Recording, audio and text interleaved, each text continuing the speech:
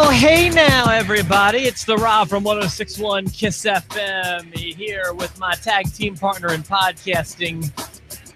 Say hello to Hot Stuff, Jerry Valeri. Good morning, Jer. The hottest stuff. Yeah, I'll say. How you doing, man? I'm doing well. Did you have a good weekend? Yeah, it was a little. We had a little busy. We had road shows on Thursday and Friday. Had a broadcast on Saturday, and kind of relaxed on Sunday. And yeah, I can't really complain. How was yours? Well, it was good. I did a sports show on Friday. I was filling in. Me and my buddy Justin Krapakis. He played for Penn State football. He played in the NFL. So he was co-hosting with me, and it was like this live broadcast. The live broadcast was from a place that sells cigars. It's a cigar den. It's a cigar place, and they're very nice there, and they're very great. But I'm not a smoker of any kind. I get the appeal of cigars for some people, but for me, it's just not there. Same. Dude, I did a broadcast, hotboxed. Like, there were 75 people in this small place, and they were all smoking big cigars, and they were watching the show, and they were having fun, but I could barely breathe. Like, imagine doing a show where you can't breathe. I couldn't see. Man, I'm feeling for you, dude. I am sorry.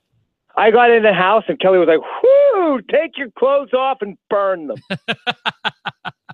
Burn your clothes immediately. Yeah. Yeah. Man, I am sorry you had to deal with that. Other than that, you doing all right? When was that? That was Friday, Saturday? That was Friday. Saturday, I went to the Penn State game, and I forgot that my seats were in the side that gets the sun the whole time. Oh. So I turned into a lobster there. But yeah, it was a good weekend. Good weekend. Well, I think we decided, I mean, we can certainly tell crazy stories about your exes if you want to throughout the podcast today. Oh, yeah. I forgot about that, actually. But, and I'm sorry we weren't able to get to this last week, but we got these broadcasts thrown on us last week, and with Jerry and I both, and we weren't able to make one happen last week. And but we'll give you 3 this week. I'm thinking today, tomorrow, and the next day we'll be able to bang out a Raw review tomorrow and a SmackDown one on Wednesday. Kind of excited. Doesn't Monday Night Football start tonight? It does. There are 2 games. I probably won't watch either of them. Is that usual? Are there usually 2 games on Monday nights? Just the first week. They like to goose it. And can you watch both of them if you want to, or do you do you get one depending on your market? No, it's like they're 2 different times. There's one that starts a little earlier, and then there's a West Coast one. Okay, so you can watch both of them. You can watch both of them, yeah. Well, I feel like sometimes WWE brings out their big guns on Mondays when they're competing with either a big game or like the first game of Monday night. So I feel like there's a chance that Raw could, make something happen tonight. I hope so, because haven't we talked about this before, that lately it seems like they just give up on certain shows? Yeah, well, I felt that way about holiday shows, and then Labor Day Raw kicked ass.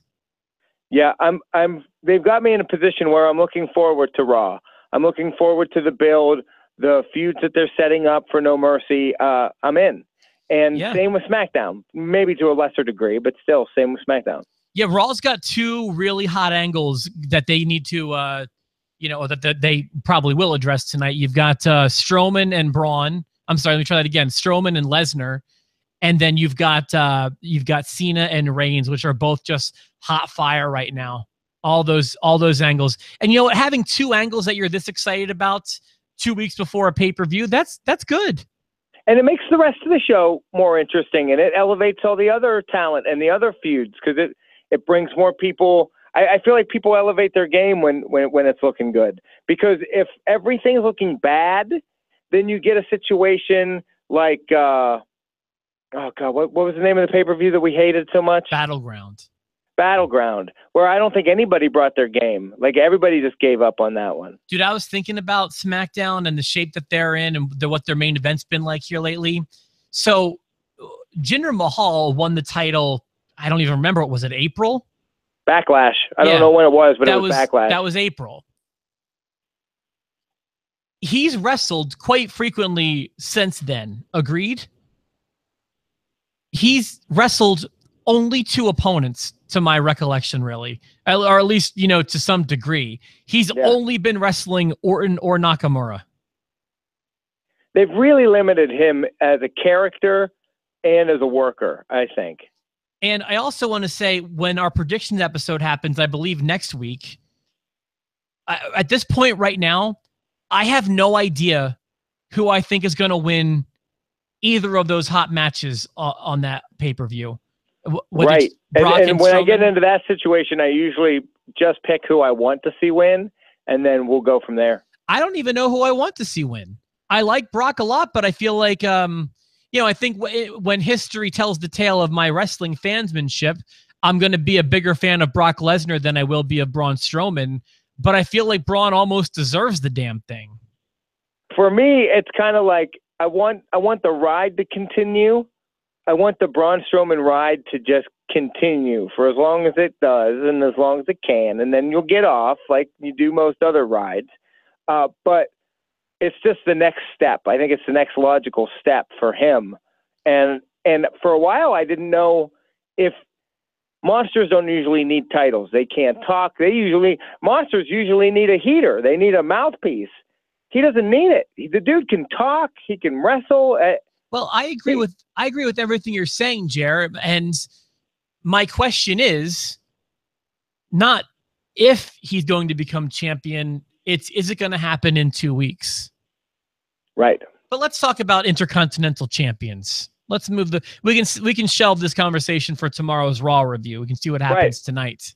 And we could seg into the fact that like Braun Strowman would be one of the rare times that he's never held a title ever, and he goes right to the world title.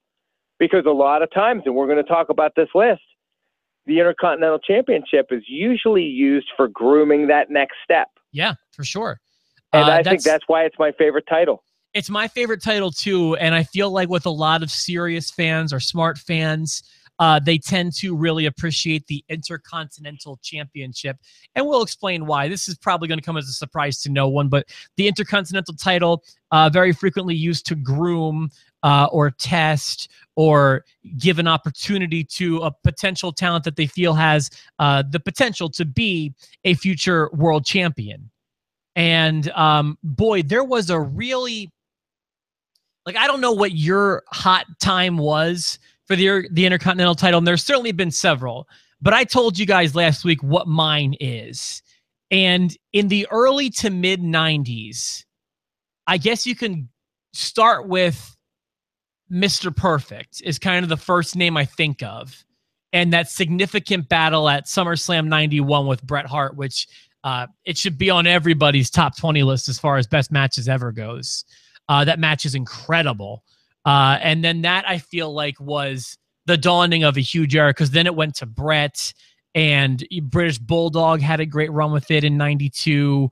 And then I think of the real definitive high point to me is when Shawn Michaels won it. He won it from British Bulldog in Terre Haute, Indiana, my understanding, not too far from here where I am in Evansville.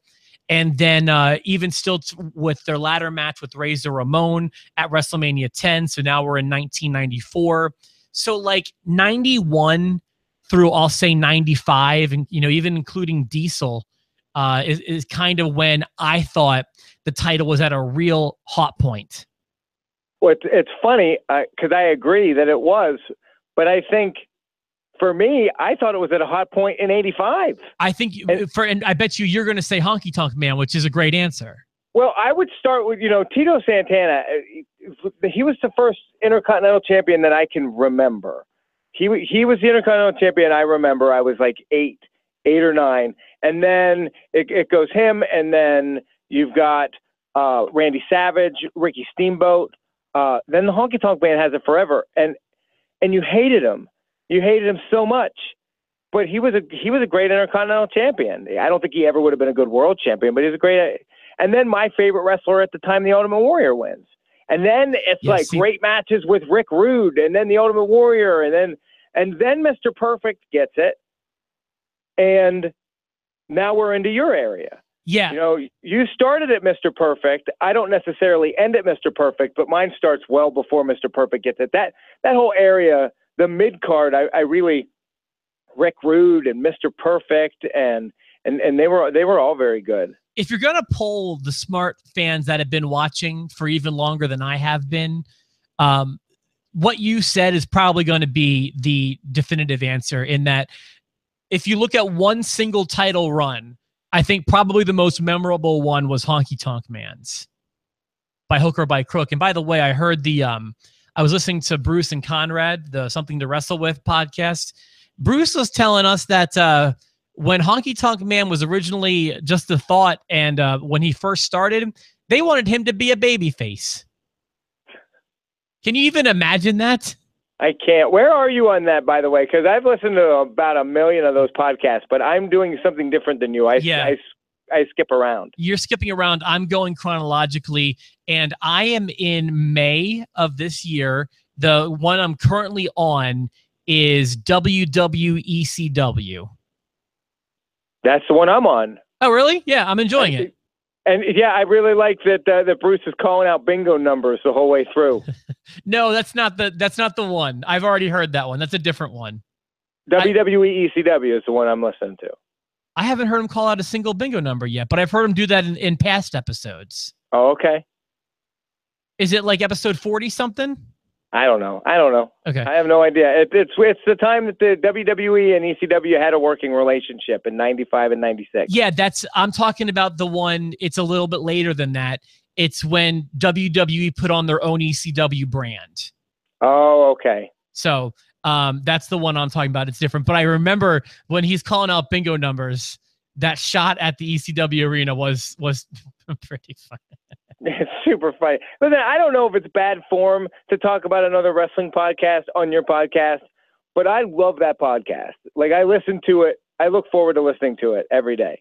I have a little bit of news regarding that podcast that I've been wanting to give on the show for a little bit, but I can't just yet. But sit tight. I've got something cool regarding that podcast up in the pike for you.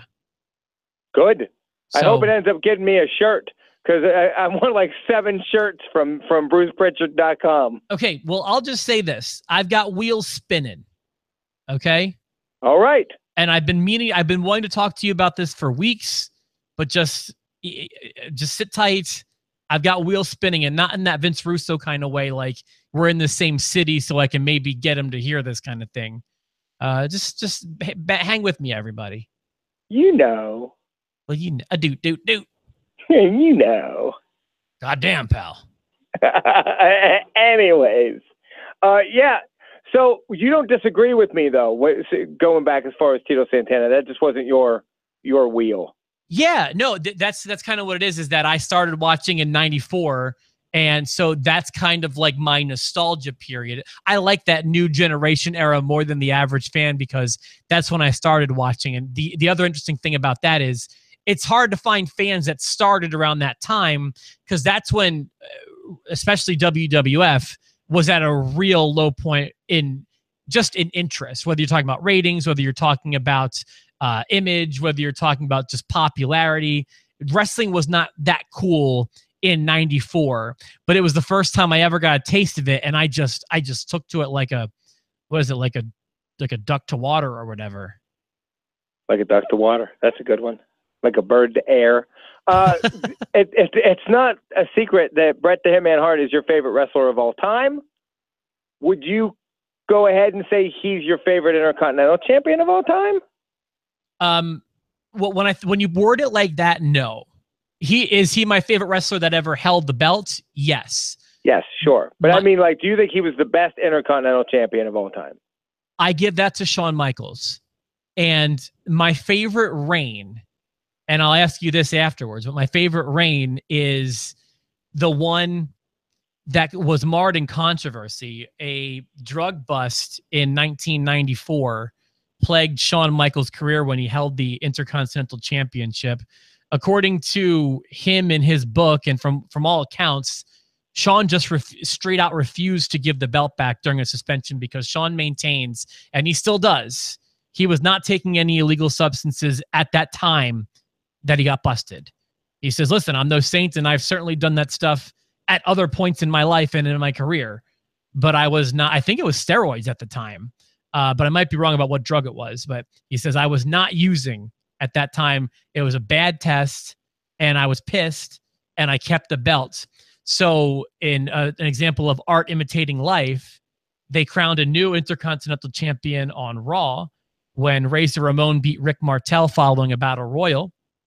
And Shawn comes back claiming he's the true Intercontinental Champion. And that reign, which I believe began with the British Bulldog, that Terre Haute title change on, I believe, a Saturday night's main event. Again, I wasn't watching at this time, so you got to bear with me. I've only, researched these things and learned about them. But that's definitely the reign that ended in that ladder match, which kind of was almost a unification match. Which, if you're ever wondering why there were two belts in WrestleMania 10's ladder match, it's because Shawn claimed his was real.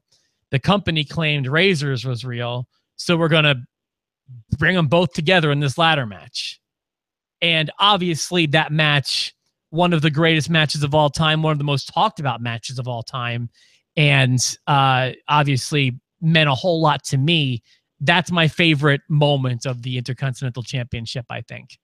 That is, you can't call it the best ladder match ever now because they've evolved it. Sure. But without that ladder match, and that wasn't even the first ladder match, but without that match, you don't have the matches with ladders that you have now. Like that. No, that match was so important. It's super important. I'll say it's the most important ladder match ever. But it can't be the best because it wasn't the Hardys and Edge and Christian and the Dudley Boys. My favorite one is still it was the first tag team ladder match. It was at No Mercy of either 99 or 2000, I think 99. And it just shattered that glass ceiling of ladder matches. It was just Hardys versus Edge and Christian. It was the Terry Invitational Tournament Finals, which TIT, you can imagine, had Russo's handwriting all over it. Right. What is your favorite reign or favorite champion? However you want to answer that. Okay. Well, so I have two answers. And when it comes to wrestling, there's before I was smartened up and after I was smartened up. Sure. And so, and listening, talking about Bruce Pritchard, the more I learn about the Ultimate Warrior, like the more icky I feel. But I bought hook, line, and sinker. I was a little warrior. Dude, that is A-okay. Don't be embarrassed about that. I love the Ultimate Warrior. Loved the Ultimate Warrior. He was my favorite Intercontinental Champion. I loved that Intercontinental Championship run. I loved that he got a different color belt, and then it was he had the yellow belt and the neon belts, and then that WrestleMania moment where he's holding up both belts after he beat Hogan. That was, it's I don't know if it's ironic. It's probably a little weird that my favorite Intercontinental Championship moment involved the champion winning the world championship, but like I really like that. No way. That there's nothing. That's a real high point for the Intercontinental Championship for sure. That was awesome. Correct me if I'm wrong. That started by ending the Honky Tonk Man's historic title reign, correct? Yeah, with the big surprise-aroo, didn't know he was going to fight the Honky Tonk Man, and then he comes out. I don't even think his music ever stopped running. I was going to say, I believe 14 seconds was the length of the match, I believe. Yeah, it was a quick squash, and then that was that. And then, Jim Hellwig was off and running. And yeah, then obviously what WrestleMania, was it 7? It was 6. 6. WrestleMania 6, the title. And by the way, you're right, it stood out because was it yellow at that time or was it white at WrestleMania 6? Was it yellow? In my mind, it's yellow. In my mind, let me pull up a picture here. But yeah, it was. There's been a lot of discrepancy in that Vince, at least according to Pritchard, did not want it to be. It was not title for title, even though it was in some ways sold like that. My understanding is in that match, despite what you may hear sometimes, it's yellow. Yeah, it's yellow. It's not in my mind. It's yellow, and the World Championship is black. Yeah, but it stood out just because, had there never been a different colored leather strap before that. So yeah, it would have just looked. And then there was a time where he had a baby blue strap. Hey, are you smart to the origins of the Intercontinental title? Aside from Pat Patterson being the first Intercontinental Champion, no. Like, do you know how he won the title or how he attained the title? Not really. So it's a great story because I'm surprised you didn't at least give the work answer. the work answer is that he won the title in a tournament in Rio de Janeiro, a one-night tournament where he beat 3 or 4 guys in that tournament. But the great thing is, it happened in like the 70s, and you could just lie about stuff like that, and there was never a tournament that took place in Rio de Janeiro. They just made it all up. They even made, I believe, a whole tournament bracket. Never ever happens. And Pat won the it was just fictional. They just gave it to him. I'm reading about it, and it says Patterson became the first champion as a result. They say it was a fictional tournament in Rio de Janeiro, but he really just beat Ted DiBiase in Allentown, Pennsylvania. So I didn't know how much you were smartened up to that story. Like I said, I thought for sure you were going to say the tournament in Brazil, and then I was gonna blow your mind by saying it was fake. It never happened. But yeah, Allentown. I know, wrestling of all things. Can you believe they would lie about something like that? Yes. Another great thing, the title run we were just talking about with you, the Honky Tonk Man, I think is one of the most controversial Intercontinental champions of all time, especially with what happened at WrestleMania 4. And he's one of the few that I can really remember refusing to drop a belt. And he didn't, and they still continue to use the guy, which is, all those things relatively shocking. Yeah, they could have just buried him after that, but they didn't. And it's the way the butterfly effect, the ripple effect that had on the wrestling community is crazy, because WrestleMania 4, we remember that as fans as the night that Randy Savage won the world title. That was supposed to be Randy's night for winning the Intercontinental Championship. Ted DiBiase, who never went on to be champion, was supposed to win that title at WrestleMania 4. But all because Honky Tonk Man put his foot down and said, "I'm not putting over Randy." That's the ripple effect that it had on wrestling. Looking back at it now and watching the old shows and getting hearing the reaction, and then also seeing, how it was perceived outside of the ring when they go to restaurants, when they go into towns, Honky Tonk Man, he might have been the biggest heel in the company.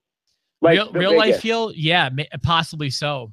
But I mean, he had but even kayfabe, he had like nuclear level heat. So it's interesting they never even put him in a program with Hogan or one that anyone would remember, because he really did have a ton of heat. He got booed everywhere he went. I mean, he was kind of like a less honest Roddy Piper. I mean, Piper never held the world title because they knew he wasn't going to get pinned. Honky Tonk Man, I think when you take the title, you take it under the auspices, the guise of you're going to drop it when we tell you to, and even Brock, it doesn't seem to put up a fight when he's told to get rid of it. Honky Tonk Man of all people. And it's just so weird that it's Randy. Like, Randy Savage was hot fire at WrestleMania 4. Yeah. That's just so nutty to me. So there was that. I feel like, at least at the present day, the title, I'll say it's rebounded. There was definitely a point in time, I'll just say it certainly got lost in the shuffle. I mean, there are so many more championships right now than there were in the 80s and 90s. You didn't have, you didn't have a very visible women's title, let alone 2. You didn't have a U.S. title in the WWE. You only had 1 tag team championship. You didn't have a 205 Live Cruiserweight Championship. You didn't have a European. US. Yeah, I mean, think about how many titles have come and gone since the Intercontinental title's inception, and it's still around. And there's been certainly what I'll call cold periods of the Intercontinental title, but I think The Miz is doing a very good job of keeping the title in people's faces and relevant. I love The Miz as the champion, and I'm glad that he gets it right now, because they could take it off him and put it on somebody that they're trying to build, and it just I don't think it'll work. But if it's still what it used to be, a grooming ground, proving ground, seeing is he ready for it, can they handle it? Aside from the fact that Miz has already been champion, he's different now. He's more improved. Do you think they're looking at him like he could be our champion?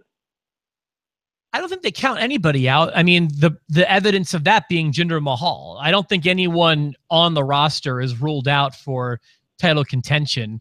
I think that the Miz isn't a great example of it being a proving grounds, but it is a testament to its importance. And I'm not just saying that because the Miz has won the title before, although that's a big part of it. But I think that the Miz would be probably just as hot without the title, but they're kind of just keeping it relevant and important, I guess. Think of some of the biggest feuds that people talk about when they talk about big top name Hall of Fame wrestlers and the feuds that they had, and then realize that the feuds took place over the Intercontinental Championship most of the time. Ultimate Warrior and Rick Rude, Razor Ramon and Shawn Michaels. I got a great one for you. How about Rocky and Triple H? Yeah. I mean, one of my favorite matches with those guys was over the Intercontinental Championship. Or how about Rock and Austin tossing the damn thing into the river? You know what I mean? Austin was a great Intercontinental champion. It used to mean a whole lot more. I don't know how you get back to that. I think you're right. It's just too many championships. You've got one on each show. You've got an Intercontinental in the U.S. You've got 2 women's, 2 tags, a 205 live. Holy smokes! I'm waiting after that European after that European tournament. I was just waiting for a 10th. I was waiting for the European title. Yeah, or watch the hardcore title makes a revival. I'd be okay with that. I loved when like Bob Holly was fighting down by the river. Like you can. Yeah. Or the 24/7 stuff with Crash Holly. Loved that. That could be a future topic. The hardcore title memories. I just watched a great Blu-ray set on the Hardcore Championship. There was so many fun matches on that. Yeah, of the modern day, some people who take it really seriously, I thought Cody Rhodes did a good job. I don't know how much you were watching around that time, but he was a pretty good Intercontinental champion. Trying to think of, a whole lot of other guys. Like, that's the thing is. What do you think about Jeff Hardy? What do you think about Benoit? Jericho was a great Intercontinental champion. Yeah, of the modern day, yeah, Jericho. Although, when was his most recent run? Was I can't think. Well, that was U.S. was the one I'm thinking of recently. But no, he had it. He had it 9 times or some crap like that. Or hey, how about this moment at in early 2000 up until WrestleMania 2000, WrestleMania 16. Kurt Angle being the Eurocontinental champion when he had both the European and the Intercontinental Championship, defended them both in one match against Chris Jericho and Chris Benoit. Okay. That's a real fun time. I love WrestleMania 2000. That was a real fun time. That's like, while it's not the best show, not an A+ pay-per-view, if I had to like think of the show or like the time frame when I was at my peak fansmanship, I think it would be that time, like my junior year of high school would be my particular favorite time of watching. Favorite time. Yeah. That Attitude Era. My favorite time was that and the mid 80s. And I feel like if you were my age, you'd agree with me. Absolutely. I'm sure I would. And you know what, Jared, I've got this plan that I'm going to start at one point, but I want to go. I'm going to restart. Remember how I've been watching like all the Raws in order? Yeah. Well, I kind of had to take a little break from that around Christmas time. I got a whole bunch of new DVDs and Blu-rays to watch, and I've still been watching those. I want to just go back. I want to start with this time Tuesday Night Titans, which is around WrestleMania 1. Right. Because I've never seen a single one, and I've really never sat down and watched any primetime wrestling either. Well, I've been watching those. I've been watching those a lot, and that all started with the Bruce Pritchard podcast. And I find myself now almost using him as a guide. Like I'll sit down with my headphones on, or I'll listen, or if I'm in the car, and he'll talk about a moment or a match, and then I'll go and I'll watch it, and I'll YouTube the video. Like I had no idea about the Jim Cornette freaking out at a Kentucky Fried Chicken. Dairy Queen. At a Dairy Queen. That promo is so great. Eric smartened me up to that one early in our friendship. I believe that's more of a Southern story. Like it seems like every fan south of the Mason-Dixon line knows about Cornette at the Dairy Queen. If you don't know what we're talking about, go ahead and YouTube that, or as Conrad says, throw it in your Google machine. So you know. Well, you know. Let me tell you, my good sir, about Jim Cornette at the Dairy Queen. Well, goddamn. What's Bruce's best impression? Lately, for me, it's been Heyman. Cornette cracks me up. Oh, when he does Cornette, it just cracks me up. Whoever is not listening I hit you with my racket. God damn. God damn, I hit you with my racket. I hate you. God damn. Mother effer. Oh, yeah, that's how he always starts it. Listen, mother effer. God dang. All right. Before this actually turns into something to wrestle with, let's wrap it up. I know this wasn't even about the Intercontinental Championship. That's just the title this time. This is just everything wrestling. It's just wrestling. But if we're gonna make it about the Intercontinental Championship, I guess one of us needs to just say Pedro Morales. You just have to. I feel like you just have to say it, and now we'll move on. He has the longest. I know that's because he's got the most number of days as champion, right? Yeah, and I hate when people put together lists and they're like, "You're the best ever," but you know, damn straight they've never watched a Don Morocco match in their life. but they're putting together the list and they're like, "Well, I guess you have to." I recognize those guys for their importance, but I don't have any real memories of them and matches that I love of theirs. That's why I like what we do. We don't do like a definitive for all of wrestling list. This isn't going canon or anything like that. It's a list for you and me. It's my list, my personal likes, and your personal likes, and everybody else can kiss a butt. Everybody else can suck it. 2 words for you. Yeah, mother effer. Goddamn. Goddamn. You can all just get on 2 knees. You know. All right, listen, for myself and Hot Stuff, Jerry Valeri, what a fun episode. Thanks for tuning in. We'll have a Raw review for you tomorrow. I'm a Conrad Thompson guy. You and me both.